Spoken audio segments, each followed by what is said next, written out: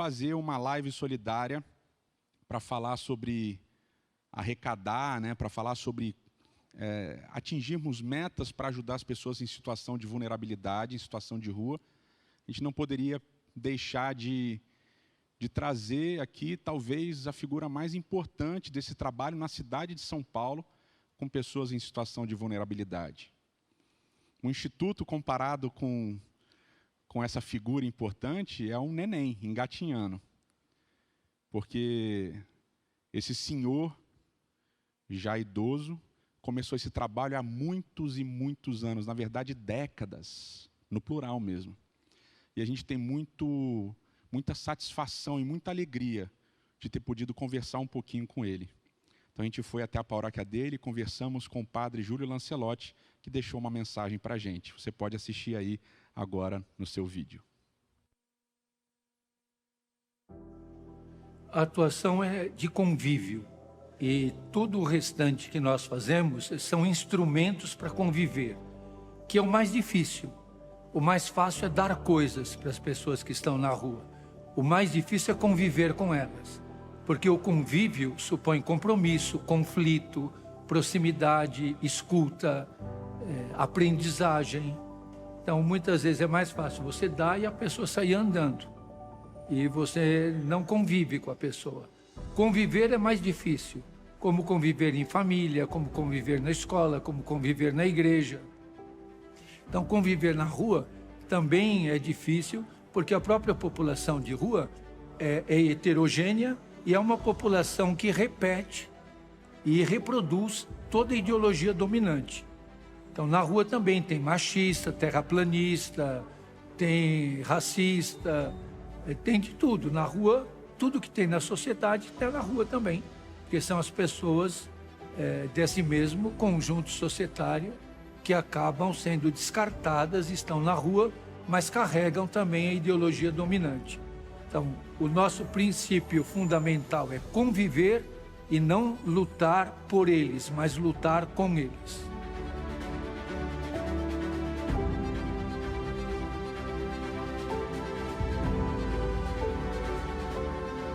Você imagine uma convivência matrimonial, uma convivência entre irmãos, uma convivência numa comunidade, mesmo cristã, a convivência num condomínio. Você quer coisa mais conflitiva do que convivência num condomínio? Quando dizem para mim que o povo da rua é agitado, eu sempre digo, vá numa reunião de condomínio no dia de sorteio de vaga na garagem. Eu conheço muitos que acabam na delegacia. Então, e é tudo gente, não é ninguém morador de rua que mora em condomínio, que tem assembleia para sortear vaga na garagem.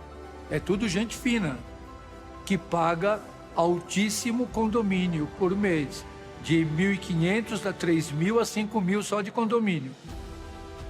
Então, a natureza humana, ela é conflitiva. E as pessoas que estão na rua também têm essa ideologia de querer dominar, de querer acumular, eles também têm. Eles também são atingidos pela meritocracia. Então, às vezes para eles é difícil de entender por que nós estamos junto deles, o que é que nós estamos querendo. Então, eu não levo proselitismo, não estou querendo que eles fiquem de tal igreja ou de tal religião. Para nós, a grande questão é humanizar a vida. Numa sociedade que descarta, humanizar a vida é conflito.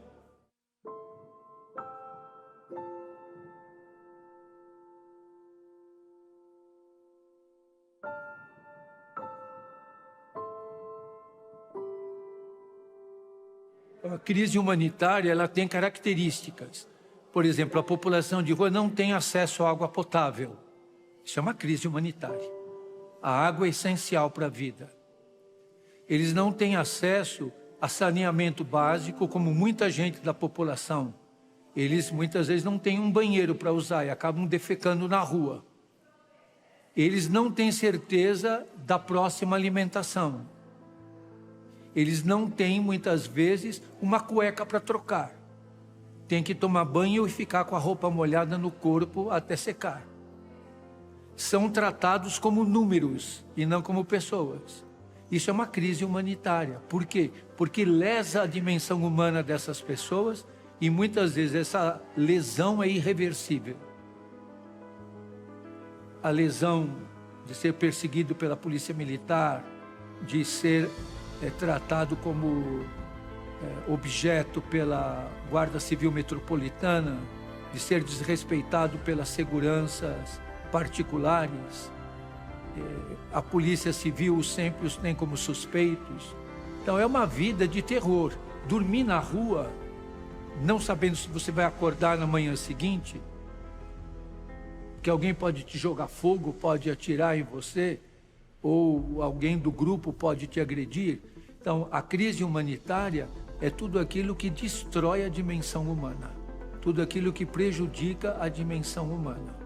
A dimensão humana das pessoas que estão na rua é mínima, é quase que inexistente, é negada e é agredida. Isso é a crise humanitária.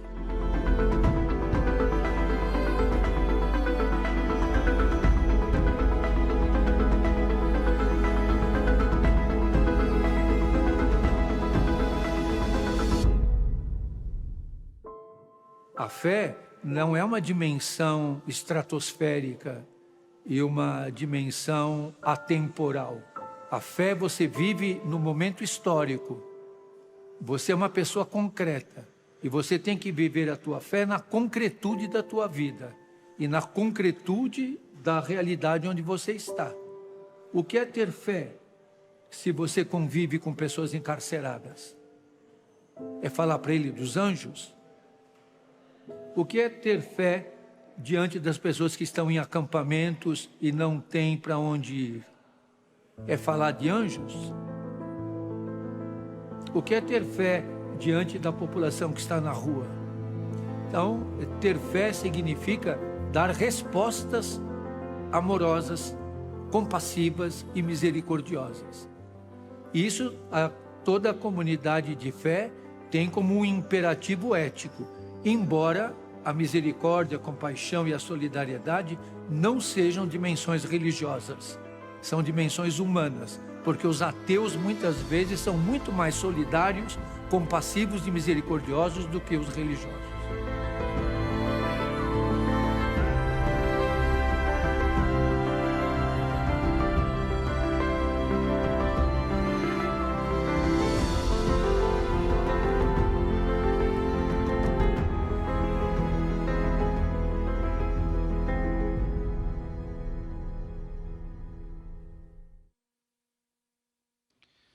Obrigado, Padre Júlio Lancelotti, pelo seu trabalho e por ter nos recebido também, dado para a gente essa aula. Como líder de uma comunidade de fé, a gente entende a importância da gente despertar os melhores valores, aqueles valores com que Deus nos criou. O valor de cuidar e de guardar as pessoas que estão ao nosso redor.